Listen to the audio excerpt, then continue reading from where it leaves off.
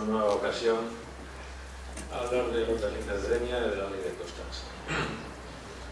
Los ciudadanos estamos en un fuego cruzado de información muy inexacta, por no decir de manipulación mediática, en relación a lo que sea y no sea la reforma de la ley de costas. Por una parte, en ese fuego cruzado está la propaganda oficial del gobierno, que se ha pasado muchísimo tiempo mintiendo al decir que esto era la bomba, que ya estaba todo resuelto, y convenciendo a muchas personas que de buena fe se creen que eso ha sido así, no solamente los afectados, sino también los periodistas, los políticos y todo el mundo. Y por otra parte, el grupo Prisa, que después de Semana Santa sacó una información pretendiendo también desde el otro punto de vista hacer ver que la reforma de costas era lo que tampoco es, cuando publicó aquello de que el gobierno iba a rebajar la protección de las costas de los 100 metros a los 20 metros, de tal forma que hay mucha gente que hoy está convencida, y alcaldes están convencidos, de que el dominio público se ha establecido a 20 metros desde la orilla, contando 20 metros desde donde rompen las olas, que todo el mundo sabe que eso pues no es así. Lo único que yo creo que podría haber sido un beneficio interesante para los vecinos en esta reforma habría sido una modificación de las definiciones del concepto de dominio público natural. No se ha producido esa modificación. Posiblemente cuando hablamos la última vez, que era el 6 de septiembre, ya os conté que yo había tenido una conversación el día 4 de mayo con el director general de Costas sobre la reforma y que le pedí que introdujera un cambio, que efectivamente lo hizo, aunque igual no era porque yo se lo pidiera, sino porque yo lo tenía pensado, que es retirar, aunque no con esa claridad, pero en fin, retirar del concepto legal de la playa la luna fija. Porque había un conflicto que consistía en lo siguiente. La ley decía todas las dunas son dominio público, el reglamento decía la duna fija, la duna muerta, la duna que no tiene interacción con la playa no es dominio público, y cuando íbamos a la Audiencia Nacional decía, mira, a mí no me dé usted el follón y no me aburra diciendo lo que fue el reglamento, porque mientras la ley diga que todas las dunas son dominio público, pues entonces esto es una duna, me da igual que se mueva o que no se mueva, que siga siendo igual dominio público. Y ahí había un problema muy serio, muy tonto, de un precepto que era ordenamiento jurídico en el reglamento de costas que no se cumplía porque los tribunales no querían. Entonces yo le dije, mire, haga usted el favor de acabar con esto y dejar claro en la ley que las dunas que no se mueven no son dominio público, y eso lo ha hecho porque ahora en la definición de playa se habla de los depósitos de materiales sueltos que se encuentren en movimiento o evolución, quiere decir que son las dunas que se muevan. Y ese es el único cambio que hay en las definiciones, porque el proyecto que salió del gobierno el día 5 de octubre se había introducido no un cambio en la definición de la zona marítimo-terrestre, es decir, alcance temporal. Sabéis que el dominio público natural son dos conceptos, por una parte la arena y por otra parte las olas. Y se había introducido ese cambio en el tema de la arena y no un cambio en la definición del tema de las olas, que seguía siendo los máximos temporales posibles y tal, pero sí que se establecía un criterio muy interesante, un criterio para el procedimiento que se tenía que seguir para determinar hasta dónde llega el máximo temporal o la máxima ola.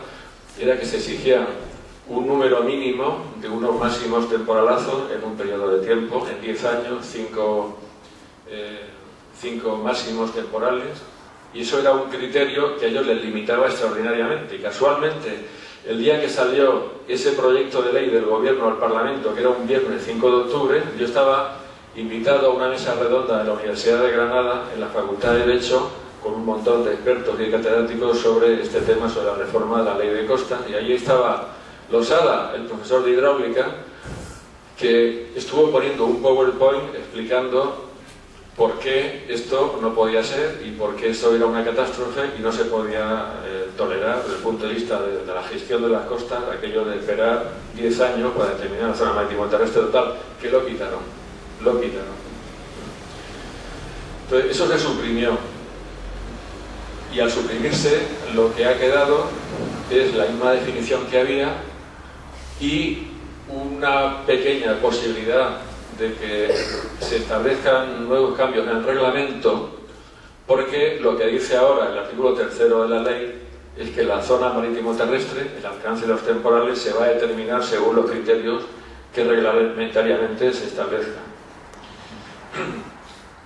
Eso para mí es poco o nada, porque ya existían ciertos criterios, ya existen ahora ciertos criterios en el reglamento de costas, que dice que para determinar el alcance del temporal se estará a las referencias comprobadas de que se disponga, que es bastante abstracto, pero es, ¿no? Y yo estoy harto de defender deslindes en los cuales dicen la línea va por aquí porque yo digo que el temporal llega hasta aquí porque lo digo yo, por observación directa. Que esto es lo que les gusta a los ingenieros de costas. Entonces, es posible que de la misma forma que hoy los ingenieros de costas hacen caso omiso de ese criterio que está establecido en el reglamento de costas, que usted tiene que tener referencias comprobadas, no puede ser por lo que usted diga, lo que a usted le parezca, es perfectísimamente posible que aunque se introduzcan criterios como no sean absolutamente claros e inflexibles en el nuevo reglamento de costas, que no sirva para nada y que el tema siga igual. Con lo cual, sí que es cierto que formalmente se pueden revisar los deslindes cuando, como consecuencia de las nuevas definiciones de la ley por la disposición adicional 5ª de la ley de reforma, dice que esos deslindes se podrán revisar y además de una forma absolutamente mundial y sensacional y única en la historia, se dice que cuando se revise un deslinde esos terrenos van a ser recuperados automáticamente por sus antiguos propietarios. Digo que es sensacional y mundial y sin precedentes porque eso nunca en la vida jamás había sido así. Con las leyes anteriores, cuando pasaba eso, es decir, que la línea se iba de vuelta hacia el mar, eso quedaba del patrimonio del Estado. Nunca jamás por nada eso lo recuperaban los particulares. A mí, esto, francamente, como estoy muy acostumbrado a pensar mal, porque me obligan a pensar mal, porque me han dado todos los borrazos del mundo, pues pienso mal.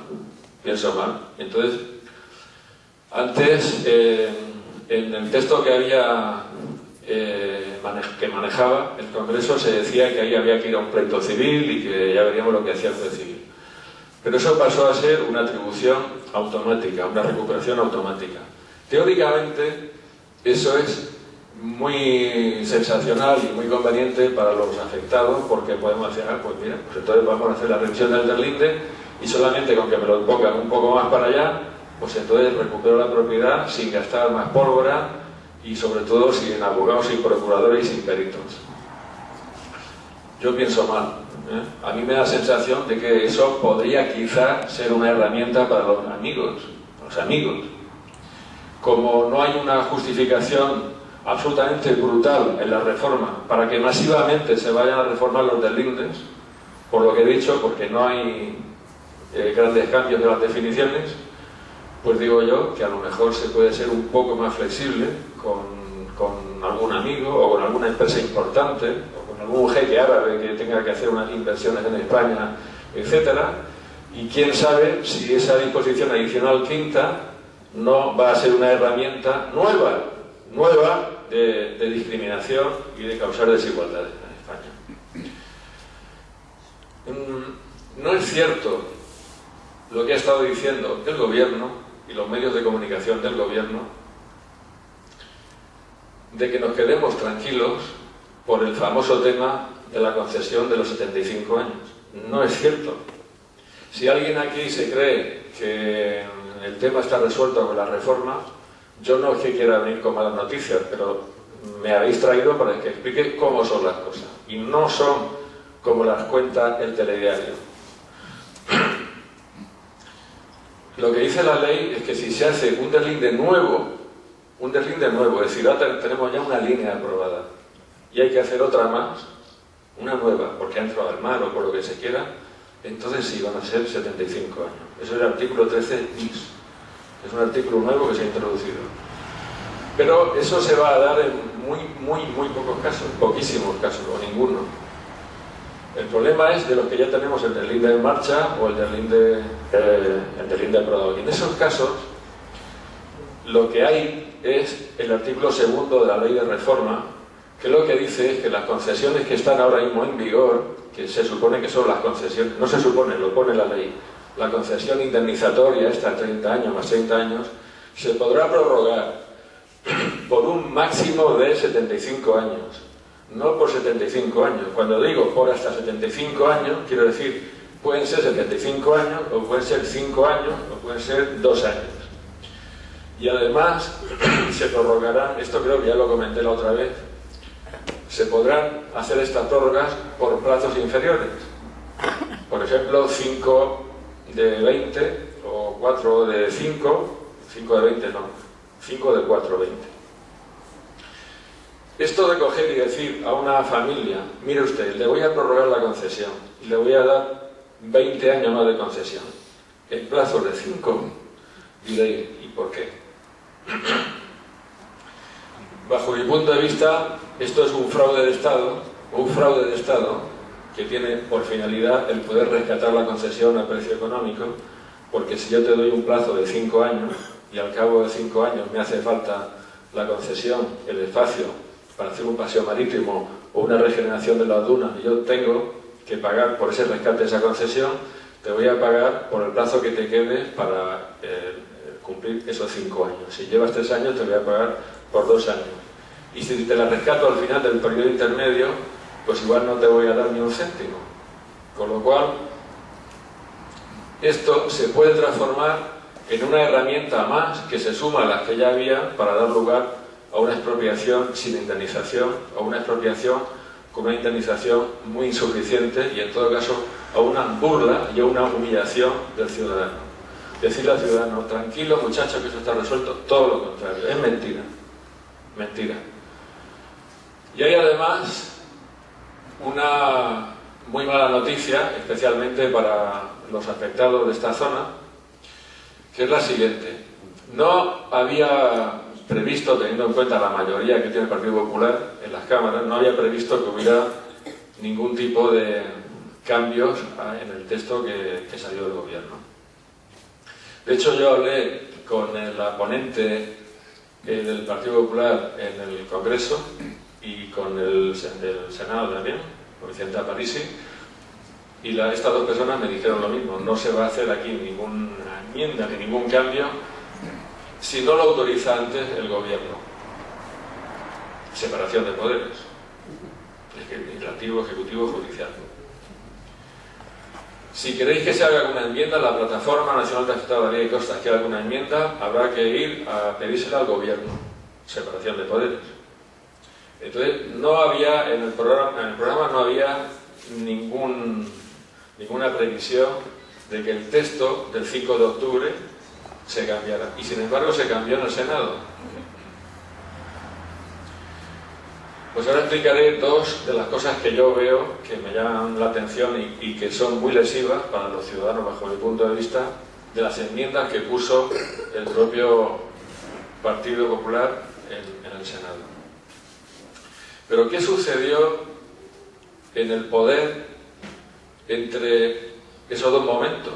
Cuando la ley estaba en el Congreso, que se suponía que no iba a haber ningún cambio, y que la ley pasó al Senado y llovieron las enmiendas. ¿Qué cambio es el que hubo?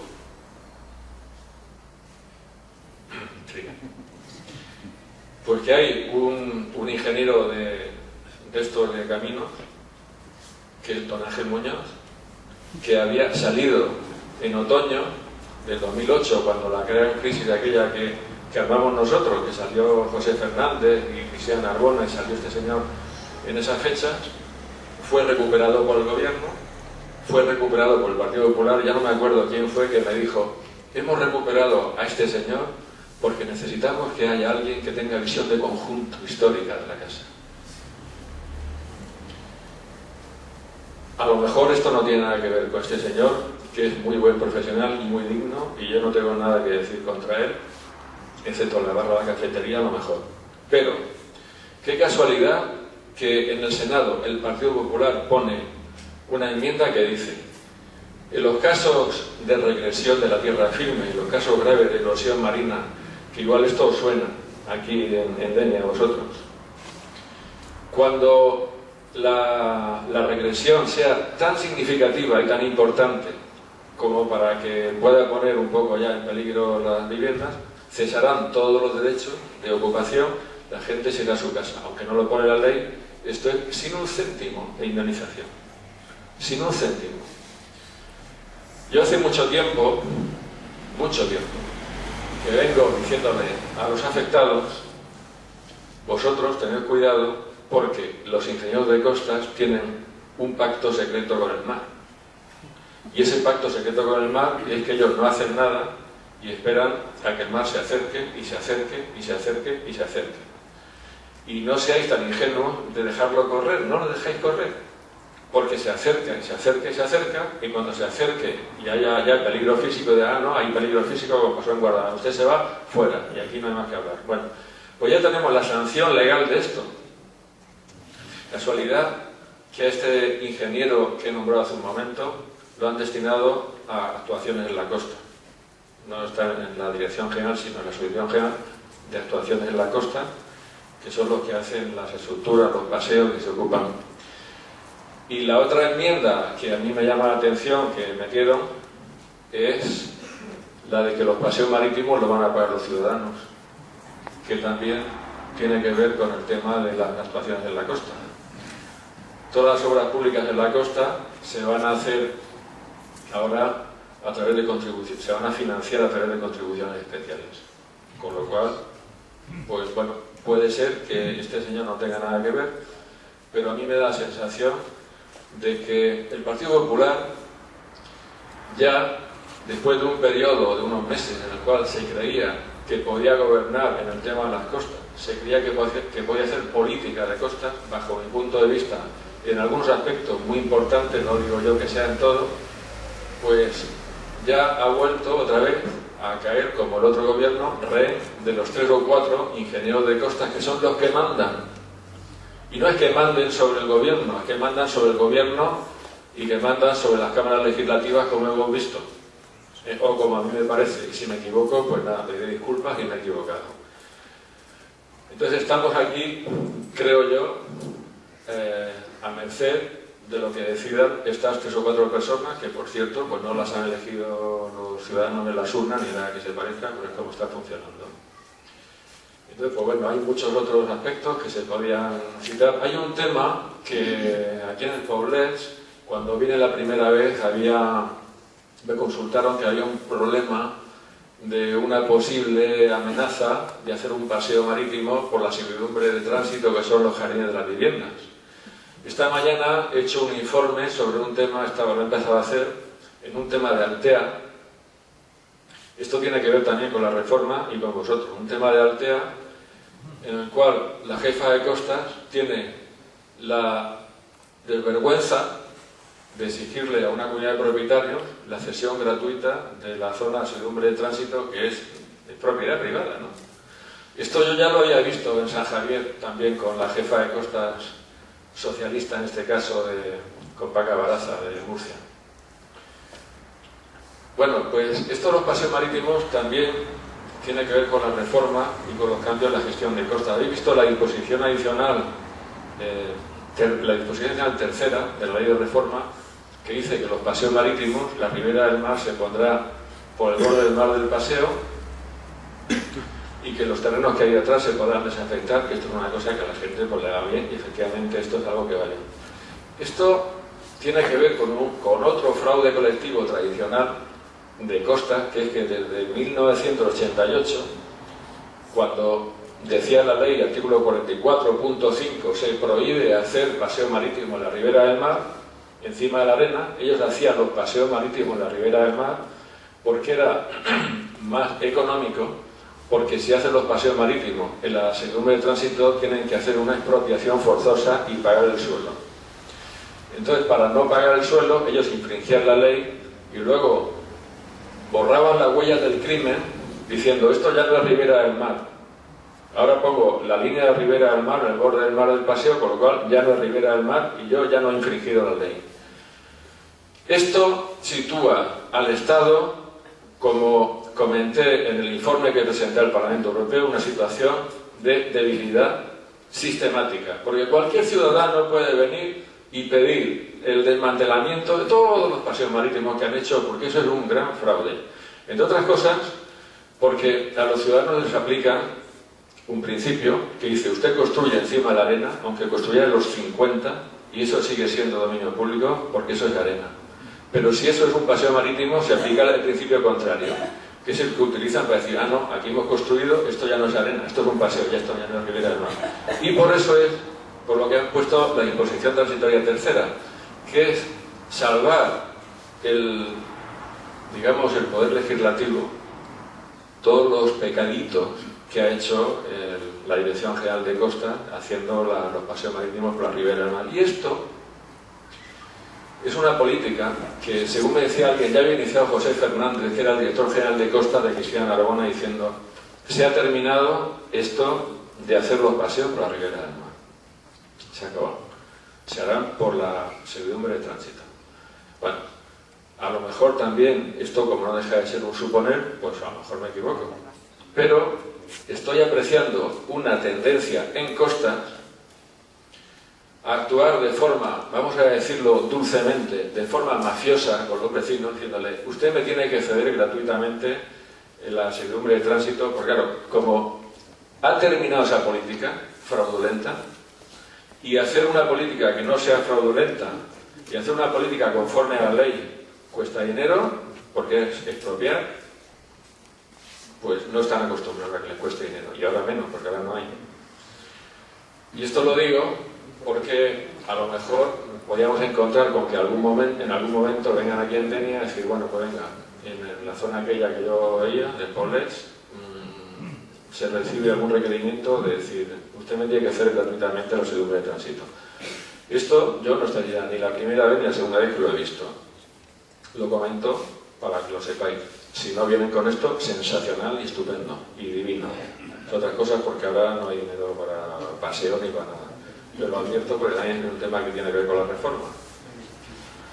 Y bueno, ya está. El tema de los 100 metros y 20 metros es un tema que ha causado mucha confusión. Yo creo que va a ser mejor que no me meta a explicarlo porque es un poco técnico y latoso.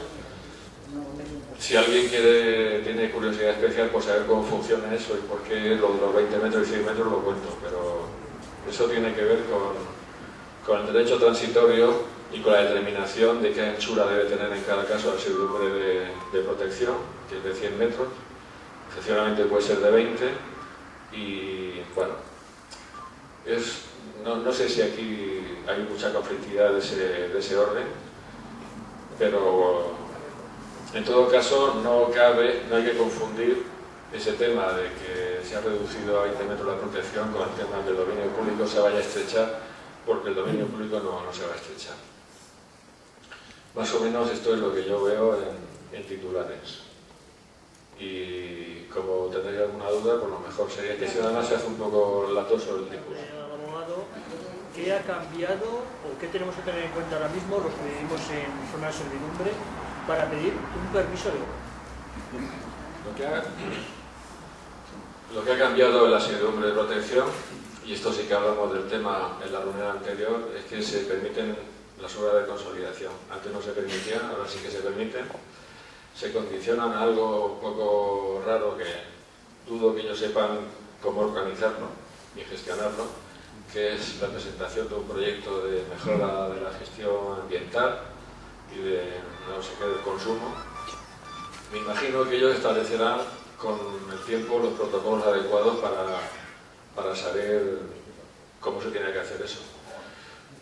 No entiendo bien cómo, siendo el problema básico que se plantea el de obras de la servidumbre de protección, el reforzamiento de los pilares, que es una obra de consolidación, cómo una obra de consolidación de pilares se va a condicionar a una mejora de la gestión medioambiental del edificio, no lo sé, no tengo ni idea. Pero en todo caso, esa parte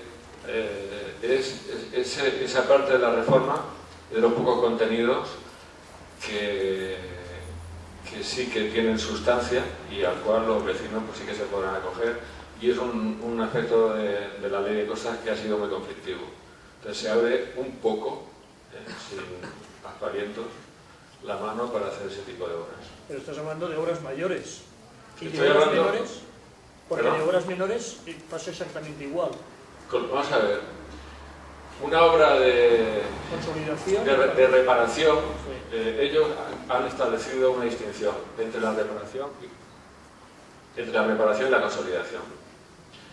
Hasta ahora se podía hacer una obra de reparación, pero que no tuviera la entidad de consolidación cuando la estructura del edificio está mal. Ahora sí. Entonces lo que hay que hacer es pedir una autorización especial a la comunidad autónoma, que se tramita, que se le pide un informe a costas, que los informes en costas los hacen siempre muy severos, se meten en cosas que no son las que se tienen que meter, porque el reglamento de costas establece los puntos estrictos que tienen que ser objeto de informe y ellos hablan hasta de quién mató a Prim, pero bueno, el caso es que eso ahora parece que se va a gestionar de otra forma. Me parece que ya conté que le había comentado al director general de costas que si le parecía podía revisar una realidad legal muy dura y que nadie conoce, que es que en la servidumbre de protección el uso residencial está prohibido. Está prohibido. O sea, no se puede tener una casa y habitarla dentro de la servidumbre de protección. Está prohibido. Si se tolera es por un tema de derecho transitorio, que está prohibido. No se puede vivir ni en primera, ni en segunda, ni en tercera, ni en cuarta línea. La servidumbre de protección son 100 metros, ni en 100 metros se puede vivir, está prohibido. Y dice, mire, usted verá, porque como España es un país que vive, como tantas veces he comentado, de los calamares de la romana y del sol, que esté prohibido vivir en los primeros 100 metros, pues no sé si es conforme, ¿no? Y eso no lo ha cambiado, o sea, sigue estando prohibido vivir uno en su casa en la servidumbre de protección.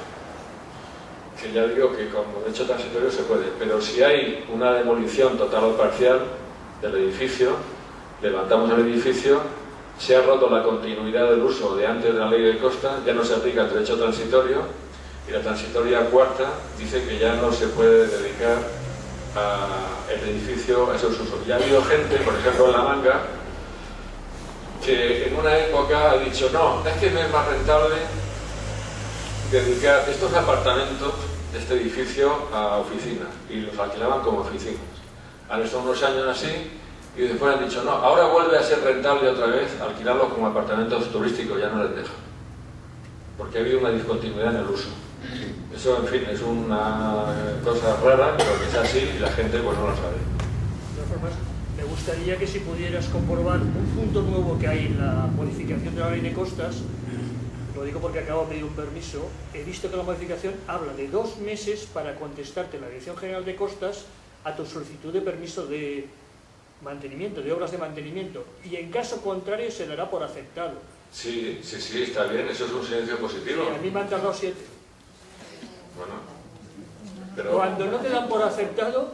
Si ¿sabes? dices, El silencio... ¿el silencio administrativo? ¿Qué haces ante un silencio administrativo? El silencio administrativo es una opción, no una obligación. Y esto funciona de la siguiente manera. Yo presento la solicitud y no me han contestado en 2 meses. Entonces, si quiero, voy y digo, perdone, que ya la tengo por silencio positivo, pero si no lo hago estoy dejando pasar ese plazo, Y si al cabo de 7 meses me dicen que no, es que no. Porque el silencio positivo no es ni negativo, no es algo que opere como una necesidad mecánica, eso no funciona así. No, por eso le preguntaba, porque específicamente en uno de los párrafos que hay de la modificación, me gustaría que alguien lo aclarara, porque simplemente me daban largas. Y yo decía, pero si eso está en la ley. No, me daban largas. Hasta que finalmente, pese a insistir, cambiaron. Bueno, ya sabéis, Pérez, por ejemplo, conoce al ínclito que está allí en la Dirección General de Costas de Alicante. Se fue de vacaciones, lo cambiaron a otro ingeniero y milagro, apareció mi solicitud y se tramitó. Pero en medio 7 meses, La institución del silencio, que puede ser positivo o negativo, teóricamente debe estar regulado en cada normativa sectorial. Si el silencio lo dice así la ley, es positivo o negativo, eso deja mucho que desear. Estamos acostumbrados a no poder beneficiarnos del tema del silencio positivo, porque la ley de procedimiento administrativo dice que cuando el silencio pudiera servir para perfeccionar el derecho sobre el dominio público, nunca será positivo. Pero esto no es dominio público. Entonces, bueno, nada. Pero tampoco hacía falta que lo dijera porque yo creo que eso tenía que ser como las licencias municipales, que si no se contesta en plazo es positivo. La zona de servidumbre, en realidad ya es raro que los vehículos de salvamento vayan saltando cosas, como tendrían que ir ahora, pero ahí está. El variar esta zona de servidumbre requerirá, y está previsto de inmediato, un nuevo amojonamiento. Vamos a ver, los amojonamientos hace ya tiempo que no los hacen porque no los necesitan. No los necesitan porque los mojones tradicionalmente, pues la gente los cambiaba de sitio, los movía, y cuando no había un GPS diferencial que te ponías en el sitio, picabas y te daban las coordenadas, hacía falta una referencia que era un pedazo de piedra que ya se utilizaban en Babilonia, le llamaban los kudurrus. Pero ahora eso ya no hace falta. Entonces, hoy, aunque la ley sigue hablando de amojonamiento, no se hace ningún amojonamiento en ninguna clase. Pero es que no he entendido la primera parte de la pregunta cuando hablaba de la servidumbre. Bueno, que es que la zona de servidumbre realmente resulta a veces ilusoria, porque la idea que la ley misma marca de que los vehículos de salvamento no podrán pasar es imposible, porque hay paredes hasta la cárcel. La servidumbre de tránsito es una gran ilusión colectiva legal que no existió nunca. Lo mismo que la servidumbre de vigilancia litoral, que era la precedente. En teoría, uno coge la ley de costas y dice, uy, qué bien, qué estupendo, me voy a comprar una bici porque voy a poder andar con la bici por ese pasillo de 6 metros por toda España. Eso ni es así, ni puede ser así, ni va a ser así nunca en la vida. Y eso da lugar pues, a situaciones porque no son de recibo, de gente que tiene un establecimiento de hostelería, que los tengo y muchos, no solamente aquí en Lanzarote, estoy pensando ahora, gente que está, y en Mojácar, que ahí, y en Sagunto, en un trocito en donde no hay ni tránsito, ni gente, ni nada más, la playa está lejísimo en algunos casos. No, es que esto es servidumbre de tránsito. Oiga, si aquí no pasa nadie. Oiga, que usted, el Ayuntamiento de Sagunto, ha puesto aquí unos pivotes para impedir que pasen los vehículos en la servidumbre de tránsito. Entonces, ¿cómo me dice usted que yo no puedo poner aquí 3 mesas? No puedo poner 3 mesas. Sanción, pum, pum, pum, pum, pum, pum. Y dice, pero ¿qué función es la que está cumpliendo? Desde el punto de vista material, esto, ¿no? Ninguna. Ninguna. Esto les han hecho un buen favor. Les han hecho un buen favor a los afectados de Ampuria Brava, en Gerona. Les han hecho un buen favor porque les han cogido, y como son, no sé si 3.500 vecinos, muchos de ellos extranjeros, influyentes, y que se han movido mucho, pues les han cambiado la servidumbre de tránsito y se las han puesto sorprendentemente por detrás de la vivienda. Esto, a mí para vosotros también me gustaría que lo consiguierais. Pero eso lo hicieron, ¿eh? En agosto. Todo el mundo callado y no se entere nadie.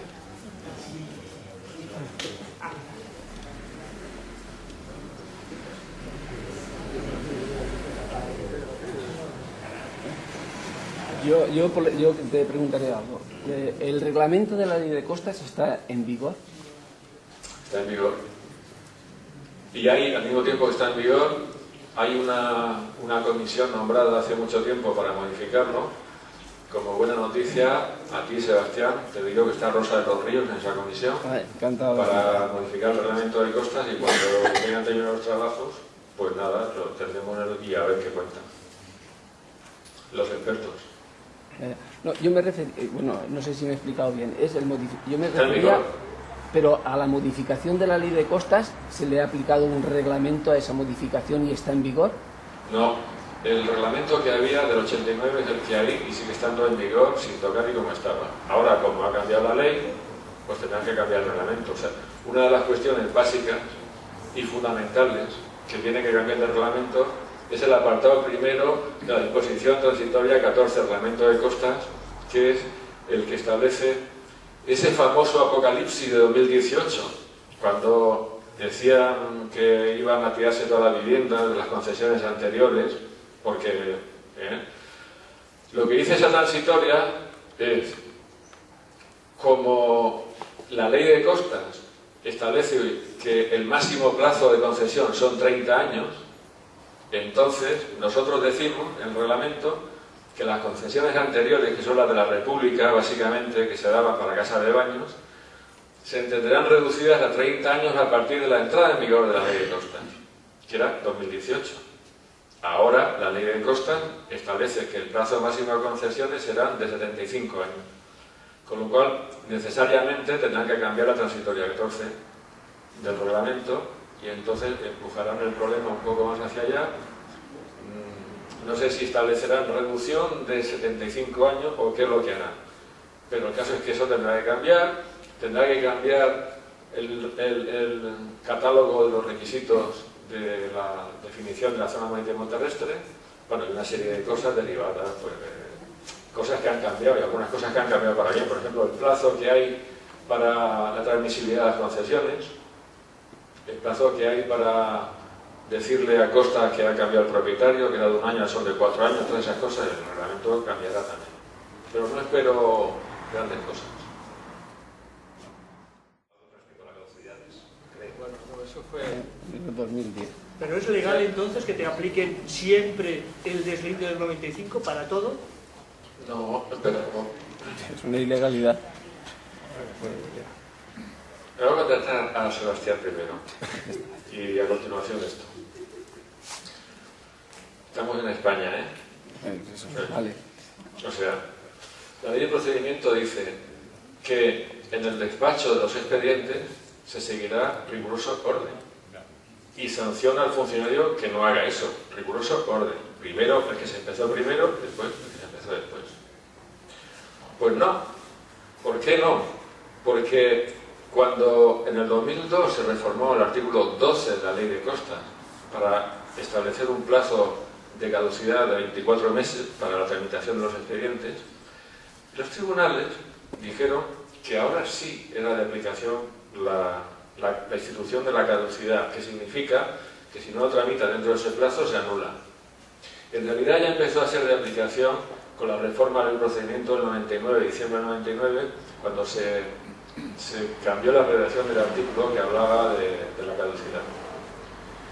Entonces, resulta que a partir del 2002, pero también a partir del 99, los expedientes de deslinde tienen que tramitarse dentro de un plazo y si no, se anula y otra vez a empezar. Y yo he anulado ya unos cuantos, por lo menos 3, con ese tema de la Audiencia Nacional.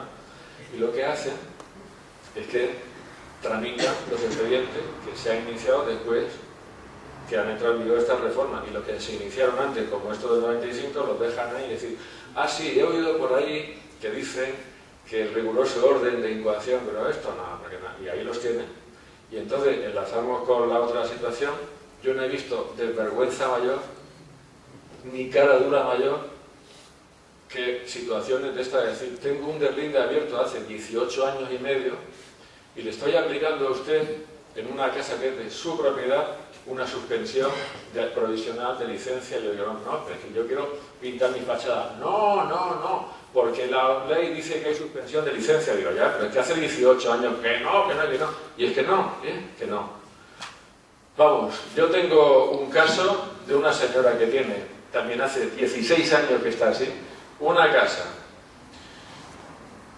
Vienen 2 vándalos, le destrozan la casa, le queman la puerta, le rompen la valla, hacen pintada y le dice a Costa, oiga, déjeme que haga... No, porque hay suspensión de licencias.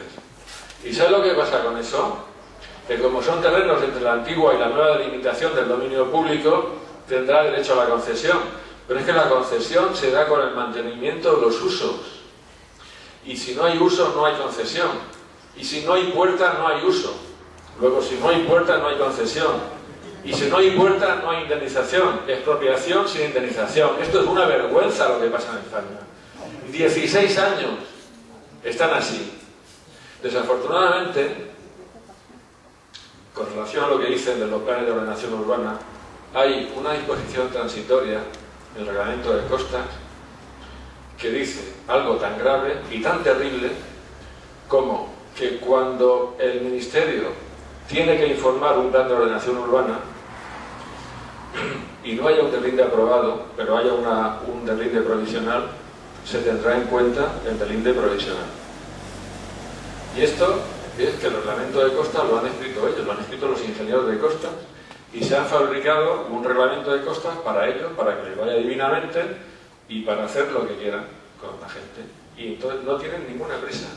Y tienen la dureza de alma y de corazón de dejar que una familia esté así 18 años. En Santa Pola, por ejemplo, llevan entre que se anula y se pone en marcha, se anula y se pone, llevan como 25 años así con delincuentes. Y con suspensión provisional, y usted, yo ahora tengo, pues eso, otro contencioso de uno que arreglaron un parking. No, ¿usted por qué arregla el parking? Si estoy en suspensión de licencia, oye, déjeme en paz. Bueno, pues esto es lo que está pasando también. ¿Puedo leer una cosa, Ojeda?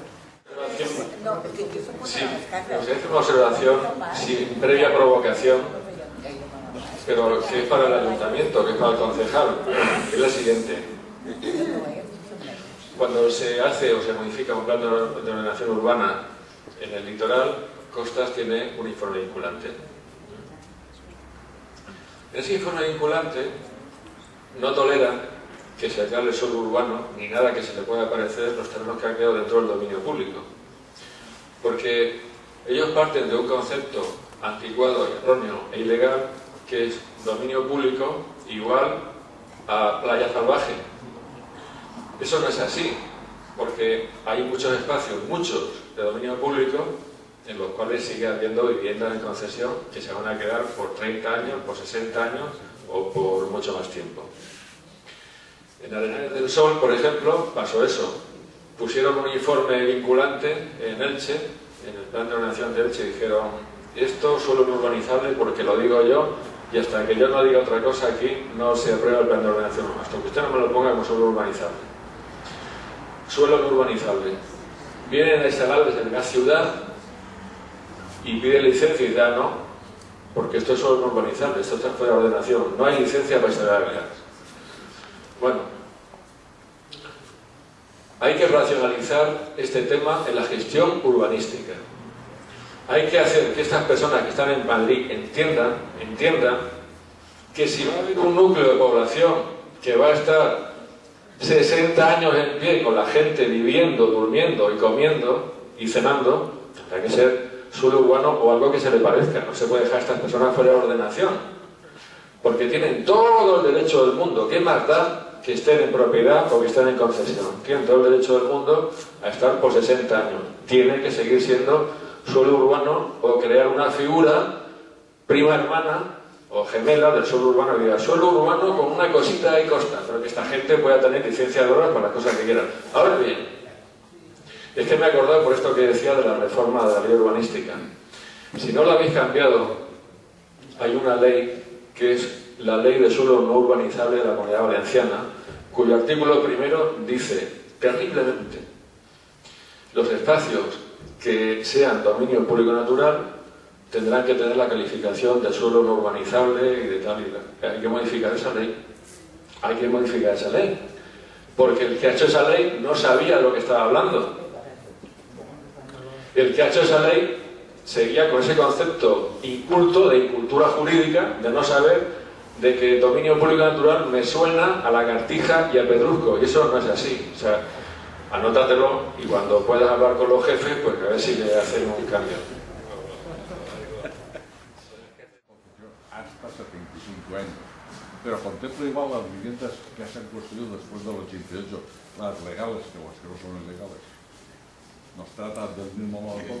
No. O sea, eso de la concesión de 75 años, de hasta 75 años, está establecido en el artículo 2 de la ley de reforma, que dice casi literalmente que las concesiones actualmente en vigor se podrán prorrogar por un plazo de hasta 75 años, y luego en otro párrafo dice que esta ampliación de concesión se da de aplicación a las concesiones indemnizatorias, de transitoria, primera, etc. Pero esto no tiene nada que ver con legalizar lo que no es legal. O sea, si tú no tienes legalidad, no tienes una concesión. Y no tienes una concesión, no tienen una prórroga de esa concesión. Si alguien piensa, por favor, que nadie salga de aquí con la idea de que esto es jauja, que no es así. Esta ley no va a servir para hacer tabla rasa, que es lo que se ha traducido. O sea, si tenemos derecho, un derecho transitorio, derivado de la transitoria primera, que establece dónde están y dónde no están, tenemos una concesión y si no, no. Y es cierto que han mejorado en algún pequeño aspecto. El apartado segundo de la transitoria primera y el apartado tercero de la transitoria primera han mejorado en alguna cosa, pero no como se tenía que haber mejorado, porque entonces se les dice, el apartado segundo se aplica a los deslibres, por ejemplo, que ratifica el anterior. Ya había un deslibre anterior y luego hacen uno nuevo y va también por ahí. Luego, cuando entró en vigor la ley de costas, eso ya era dominio público. Entonces, si estaba inscrito en el registro de propiedad y somos tercero hipotecario, que es el que compró, no el que heredó, entonces tenemos derecho a la concesión. ¡Qué estúpido que es esto! Esto viene de la ley de costas del 69. ¡Qué estúpido! Es muy estúpido. Muy estúpido. Si no eres tercero hipotecario, no tendrás derecho a la concesión. Quiere decir que si yo tengo un vecino que tiene una casa y yo tengo la mía, y el vecino la ha comprado y yo la he heredado de mis padres, él tendrá la concesión y a mí me derribarán la casa. ¿Por qué? Por haber heredado. Porque mi culpa consiste en que he heredado. Porque no soy tercero hipotecario. Y ese es una de las partes del sentido de la reforma. Y en el apartado tercero, transitoria primera, exactamente igual, que es cuando no se había aplicado ningún deslinde, que es el primero, que aquí no se da el caso casi en ningún sitio, pero en Canarias está en orden del día. Pues también exactamente igual, si usted es tercero hipotecario, se ha salvado. Pero como te lo haya hecho una donación los padres o hayas heredado, les piden hostia, ¿pero esto por qué? Esto viene de la ley del 69. Ya escribí un artículo en el blog hace tiempo explicando el desastroso tratamiento del tercero hipotecario en la reforma, pero ni caso, o sea, es que nada. Es un proyecto de estación de arena en agua profunda del Golfo de Valencia, lo comenté, ¿no? Coméntalo. Bueno, este verano, este mes de agosto, he hecho un informe para el Ministerio de Medio Ambiente por parte de las cofradías pescadores sobre el proyecto de extracción de arena en agua profunda del Golfo de Valencia para la realimentación de playas. Y yo, una de las cosas que he dicho en ese informe es que no consta a dónde se van a echar las arenas. Que ellos se guardan eso para decir, bueno, ahora esto, que se porte bien, le pongo arena y el que no, no. Como esta actividad es una actividad que no admite el almacenamiento transitorio de la arena, sino que yo chupo aquí y tiro allá, entonces una de las cosas que he pedido cuando he hecho ese informe al Ministerio de Medio Ambiente ha sido que se subsane el defecto y que digan dónde van a tirar la arena. En este caso, por los intereses pesqueros, por temas de bivalvos y cosas así. Pero esto a vosotros os interesa mucho. Es decir, yo creo que tendréis que políticamente interesaros por el tema de este proyecto para saber a dónde va a ir esa arena. Porque a lo mejor puede haber aquí preferencias políticas, preferencias de hacer una playa artificial en un sitio donde no la hay y todo esto. Os aconsejo que políticamente y legalmente os interese y que diga yo quiero arena también de esa. Bueno, yo respecto a eso quiero comentar de que tenemos una cita con la alcaldesa de Denia que nos la concederá esta semana y es para hablar de ese proyecto, porque incluso se ha comentado que tiene el informe de medioambiental, que lo tiene todo y lo único que falta es dinero para acometerlo. No, es cierto. ¿Es así? No, no es así. A nosotros nos han devuelto el proyecto diciendo que hay datos que no están claros para la declaración de impacto ambiental que tiene que hacerse. Es que se confunde porque el ejecutor y el redactor del proyecto es medio ambiente, pero el que tiene que hacer la declaración de impacto ambiental, que es una cosa aparte, también es medio ambiente. Entonces, para la declaración de impacto ambiental que hace el Ministerio de Medio Ambiente, faltan datos. Nos han pedido otra vez el informe y tal, y yo por eso he hecho a trancas y barrancas este mes de agosto el informe. No es cierto, eso no es cierto, no está aprobado ni va para adelante todavía, no. O sea que... No está hecha la declaración de impacto ambiental público. El reglamento decía la duna fija, la duna muerta, la duna que no tiene interacción con la playa no es dominio público, y cuando íbamos a la Audiencia Nacional la Audiencia Nacional decía, mira, a mí no me dé usted el follón y no me aburra diciendo lo que fue el reglamento, porque mientras la ley diga que todas las dunas son dominio público, pues entonces esto es una duna, me da igual que se mueva o que no se mueva, que siga siendo igual dominio público. Y ahí había un problema muy serio, muy tonto, de un precepto que era ordenamiento jurídico en el reglamento de costas que no se cumplía porque los tribunales no querían. Entonces yo le dije, mire, haga usted el favor de acabar con esto y dejar claro en la ley que las dunas que no se mueven no son dominio público, y eso lo ha hecho porque ahora en la definición de playa se habla de los depósitos de materiales sueltos que se encuentren en movimiento o evolución. Quiere decir que son las dunas que se muevan. Y ese es el único cambio que hay en las definiciones, porque en el proyecto que salió del gobierno el día 5 de octubre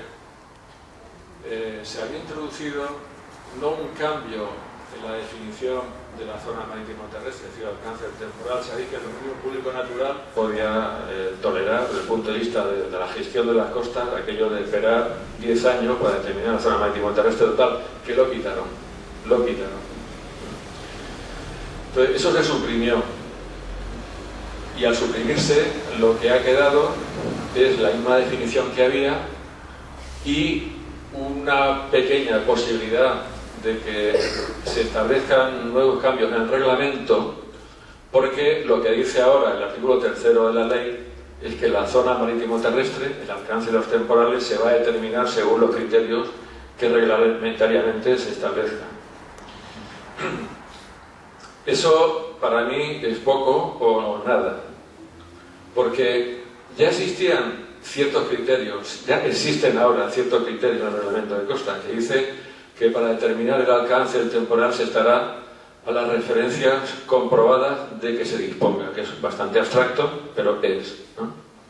Y yo estoy harto de defender deslindes en los cuales dicen la línea va por aquí porque yo digo que el temporal llega hasta aquí porque lo digo yo. Porque hay mucha gente que hoy está convencida, y alcaldes están convencidos, de que el dominio público se ha establecido a 20 metros desde la orilla, contando 20 metros desde donde rompen las olas, que todo el mundo sabe que eso pues no es así. Lo único que yo creo que podría haber sido un beneficio interesante para los vecinos en esta reforma habría sido una modificación de las definiciones del concepto de dominio público natural. No se ha producido esa modificación. Posiblemente cuando hablamos la última vez, que era el 6 de septiembre, ya os conté que yo había tenido una conversación el día 4 de mayo con el director general de Costas sobre la reforma y que le pedí que introdujera un cambio, que efectivamente lo hizo, aunque igual no era porque yo se lo pidiera, sino porque yo lo tenía pensado, que es retirar, aunque no con esa claridad, pero en fin, retirar del concepto legal de la playa la luna fija. Porque había un conflicto que consistía en lo siguiente. En la ley decía todas las dunas son dominio.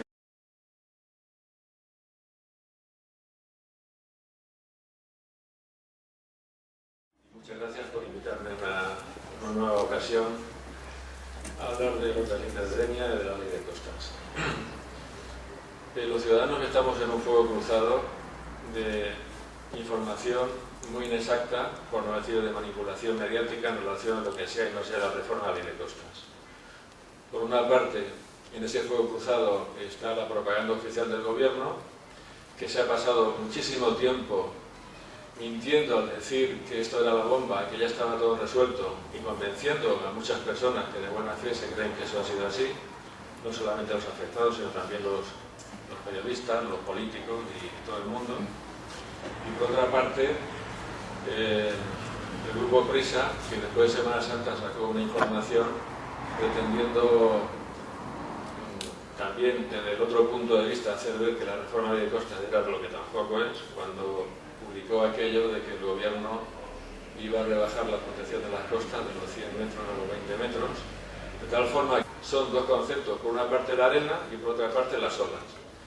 Y se había introducido ese cambio en el tema de la arena y no un cambio en la definición del tema de las olas, que seguía siendo los máximos temporales posibles y tal, pero sí que se establecía un criterio muy interesante, un criterio para la el procedimiento que se tenía que seguir para determinar hasta dónde llega el máximo temporal o la máxima ola era que se exigía un número mínimo de unos máximos temporalazos en un periodo de tiempo, en 10 años, 5